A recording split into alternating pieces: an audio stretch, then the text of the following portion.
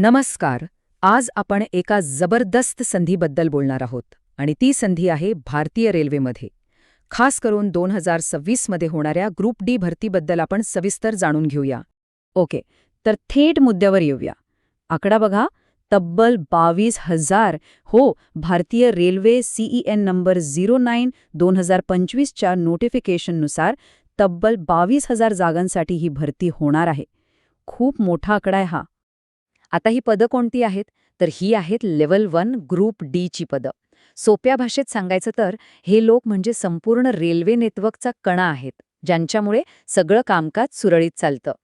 चला तर पहिल्या सेक्शनमध्ये बघूयात की ही संधी इतकी खास का आहे.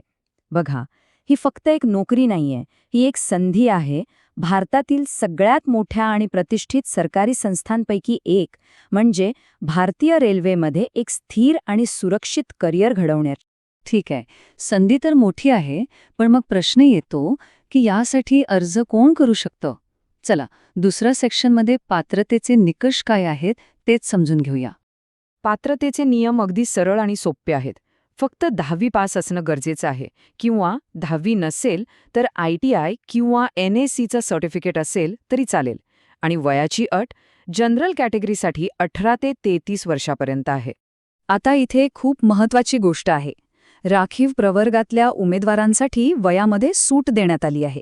म्हणजे OBCसाठी 36 वर्षांपर्यंत आणि SC/STसाठी 38 वर्षांपर्यंत वय असलं तरी अर्ज करता येईल. यामुळे खूप जास्त लोकांना ही संधी मिळणार आहे. बरं, समजा पात्रता पूर्ण होतीये, मग पुढे काय? तिसरा सेक्शन आहे निवडीच्या प्रक्रियेबद्दल. ही प्रक्रिया कशी आहे, त्यात नेमके कोणते टप्पे आहेत ते आता पाहूया. निवड प्रक्रियेत मुख्यत्वे 4 टप्पे आहेत. सगळ्यात आधी एक कम्प्युटरवरची टेस्ट होईल, ज्याला CBT म्हणतात. ती पास झाल्यावर एक फिजिकल टेस्ट द्यावी लागेल. मग डॉक्युमेंट व्हेरिफिकेशन म्हणजे कागदपत्रांची पडताळणी होईल. आणि शेवटी मेडिकल तपासणी. यातला जो पहिला आणि सगळ्यात महत्त्वाचा टप्पा आहे तो म्हणजे CBT. यात 90 मिनिटात 100 प्रश्न सोडवायचे आहेत. म्हणजे वेळ फार महत्त्वाचा आहे. आणि एक गोष्ट लक्षात ठेवायलाच हवी, इथे निगेटिव्ह मार्किंग आहे. प्रत्येक चुकीच्या उत्तरासाठी तुमचे 1/3 मार्क कापले जातील. जे लोक CBT पास होतील त्यांना पुढच्या टप्प्यात बोलावलं जाईल. तो म्हणजे फिजिकल एफिशियन्सी टेस्ट किंवा PET. ही फक्त क्वालिफाईंग आहे. म्हणजे यात फक्त पास व्हायचं आहे, याचे मार्क्स पुढे मोजले जात नाहीत. आणि हो, पुरुष आणि महिला उमेदवारांसाठी याचे नियम वेगवेगळे आहेत, जे इथे स्पष्ट दिसतात. ओके, आता येतो सगळ्यात महत्त्वाचा प्रश्न. अर्ज कसा करायचा? चला, आपल्या चौथ्या सेक्शनमध्ये ऑनलाईन अर्ज करण्याची प्रक्रिया समजून घेऊया.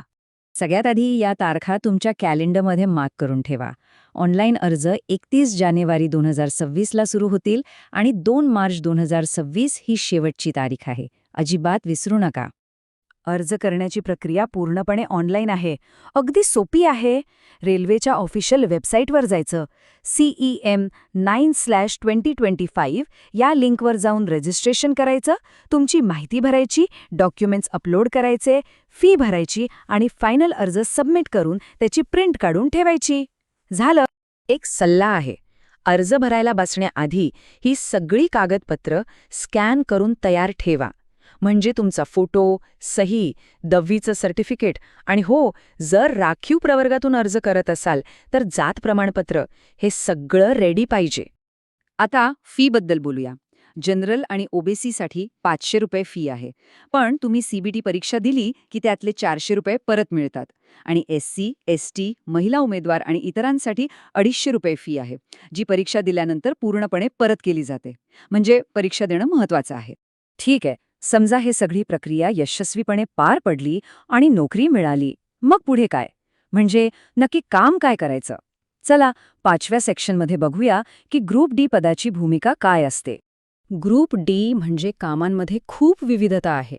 जसं की ट्रॅक मेंटेनर, असिस्टंट पॉइंट्समन, वर्कशॉपमध्ये मदतनीस किंवा सिग्नल आणि टेलिकम्युनिकेशन विभागात असिस्टंट, अशी अनेक महत्त्वाची कामं यात येतात.